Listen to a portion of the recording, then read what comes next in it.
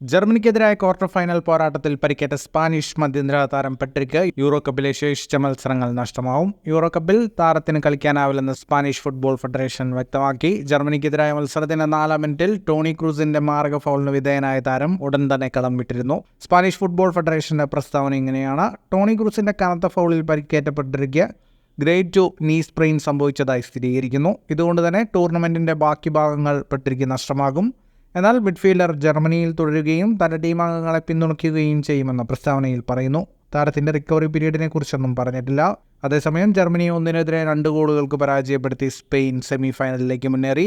പെട്രിക്ക് പകരമെത്തിയ Dani Olmo ആദ്യ goal നേടുകയും extra ടൈമിന്റെ അവസാനം വിജയ ഗോളിന് വഴിയൊരുക്കുകയും ചെയ്തു. സെമിയിൽ ഫ്രാൻസാണ് സ്പെയിന്റെ എതിരാളികൾ. പെട്രിക്ക് പുറമെ സസ്പെൻഷൻ ലഭിച്ച കാർവഹാൽ, നോർമാൻഡ് എന്നിവരും സ്പാനിഷ് നിരയിൽ ഉണ്ടാവില്ല. ജൂലൈ 10 അലയൻസ് അരീനയിലാണ് സെമിഫൈനൽ പോരാട്ടം. ഫുട്ബോൾ ലോകത്തെ കൂടുതൽ വാർത്തകൾക്കും വിശേഷങ്ങൾക്കുമായി സ്പോർട്സ് കഫേ ഇപ്പോൾ തന്നെ സബ്സ്ക്രൈബ് ചെയ്യുക.